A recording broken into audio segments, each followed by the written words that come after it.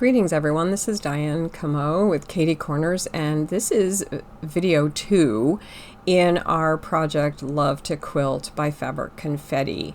I did want to point out these little icons here are actually designs that come in the folders and in your design set when you purchase the Love to Quilt design from Fabric Confetti.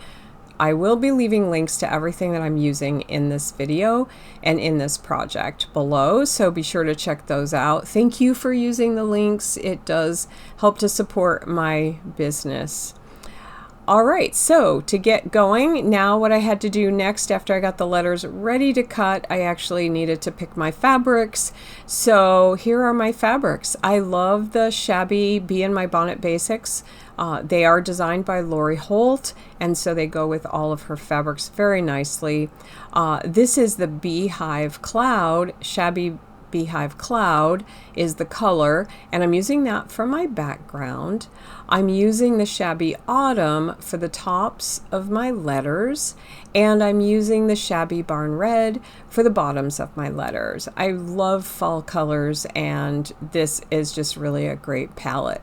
So I also selected thread in each of these colors from my selection of Floriani threads, and I also added to that water-soluble thread and also a dark gray thread for shadowing that's done on the letters themselves. Now, I got a little excited, and as I was doing this project, I forgot to take some snapshots along the way, and so I'm going to jump right forward here. So let me explain to you where we are in the project right now. So this is hoop 1. I used the directions. I followed the directions carefully. The directions are so well written, you're not going to have any trouble at all just going straight down through. You're going to mark your fabric according to the directions. So you're going to cut your background. I'm using Mark Begon water-soluble marker. I love this marker. It just spritzes off easily with clear water, and I just love it. So I hooped tearaway stabilizer, and I laid down the first placement stitch, and then on top of that I laid the machine embroidery batting, which there's a link to. I love this batting. It really is amazing. It doesn't leave hoop burn or anything like that, so I can hoop it and I can just float it as well. I believe for hoop 1 I hooped it, just kept everything nice and tight, and then in hoop 2 I just laid it down over the stabilizer.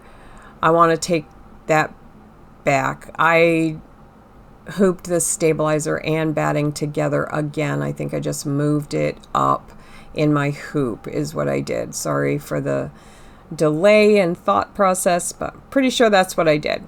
At any rate, either way would work just fine. And then I stitched the design.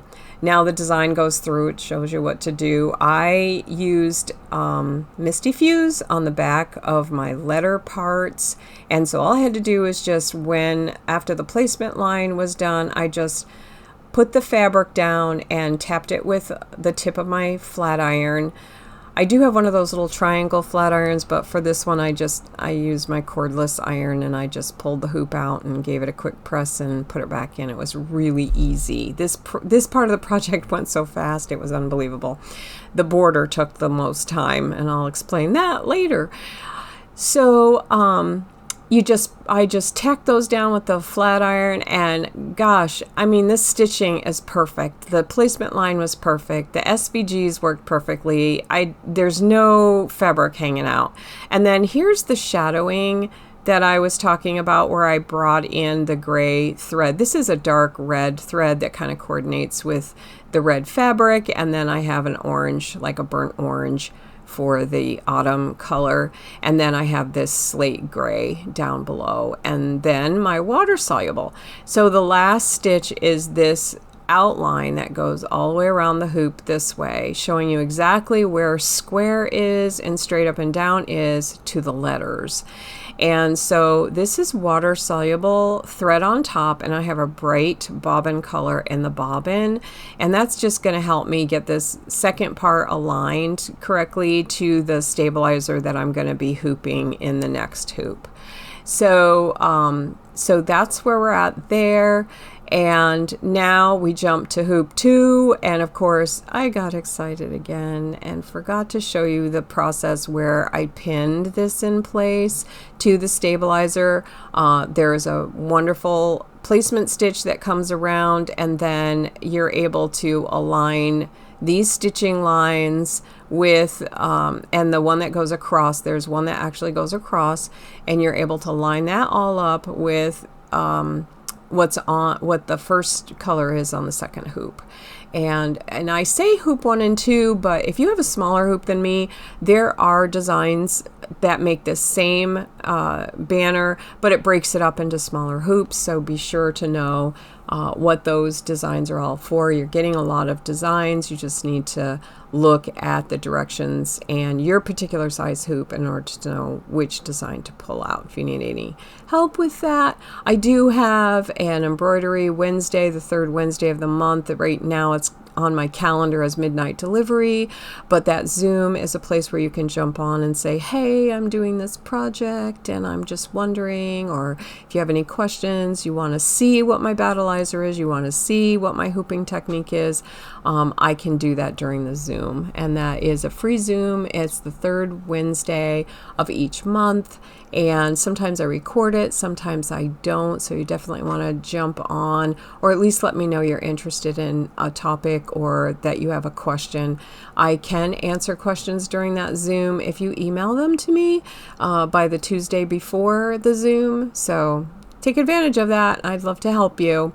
As you can see here, I did make a little bit of a spacing error, so I think I got this one up a little too close, and I know that the reason is because I am using that batting, and so I didn't have a perfect view when I was aligning this, but I think now I know what to do a little bit better.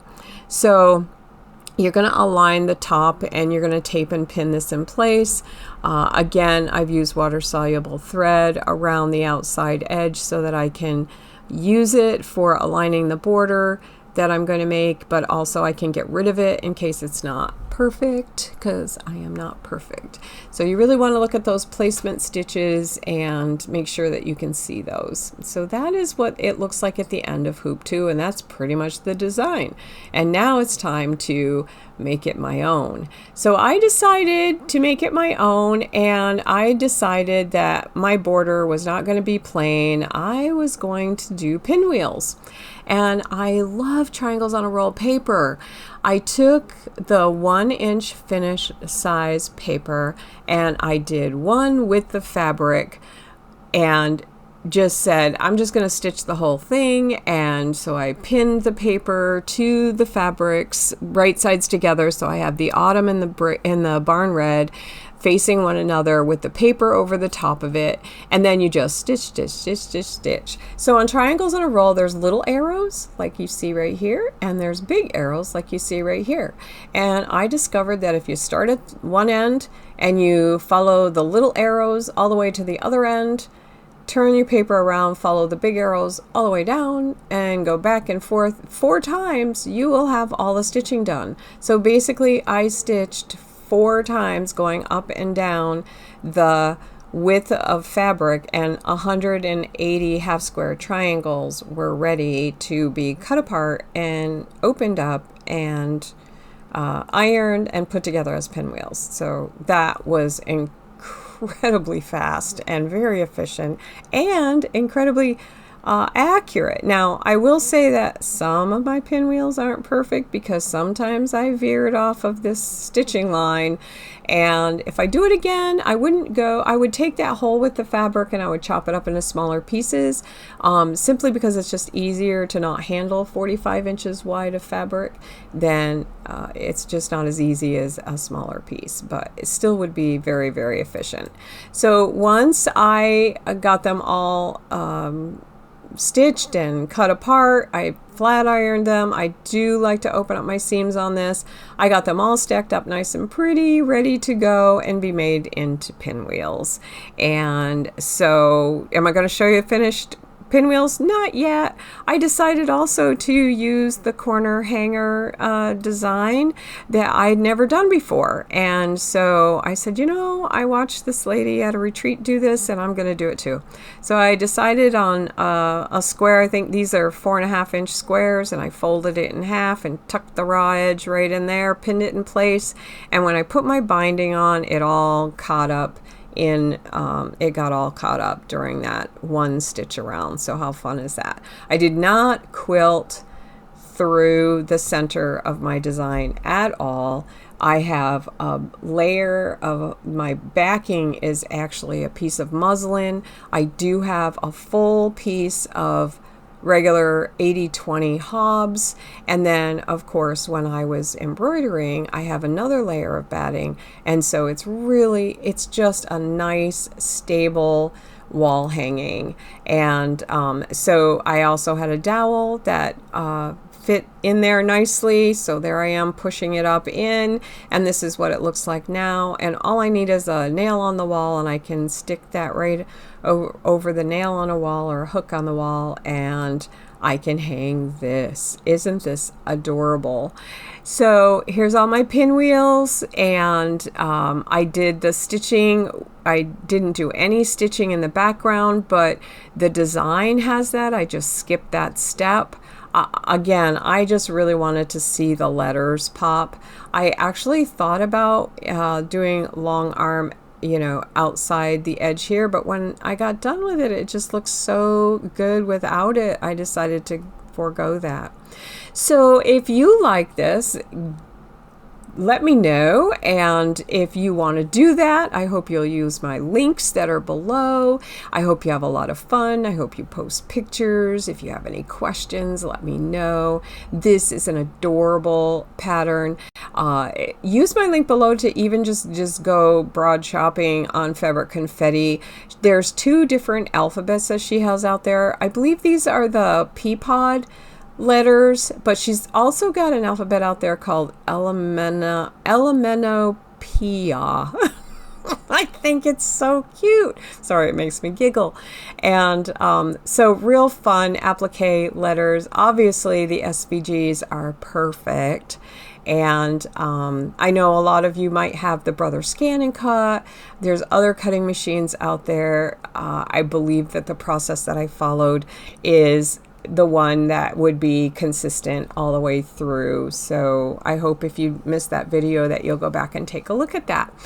And so yeah, I hope you do this one. Thank you for watching this quick video. I wish it had a little more detail, but again, if you would like more detail, please join our Zoom on the 3rd Wednesday of each month at 10 a.m. Eastern. It's on the calendar. The Zoom information is there as well. Get on our newsletter, and you'll be notified of all this. Oh, and let me tell you that I do have a coupon code that I am sending out to our newsletter group. So any of the fabrics and batting that I used in this project are going to be 15% off for anyone who uses that code. And the way to find that code is to look in our newsletter. I do post the newsletter to our newsletter page, so if you're not on our newsletter list, you can go and find the newsletter to get the code, but take advantage of that savings. And thank you so much for watching this video. I hope that you have fun and that you'll share with me the projects that you make out of this. And yeah, I hope your bobbins will always be full. Thank you. Bye.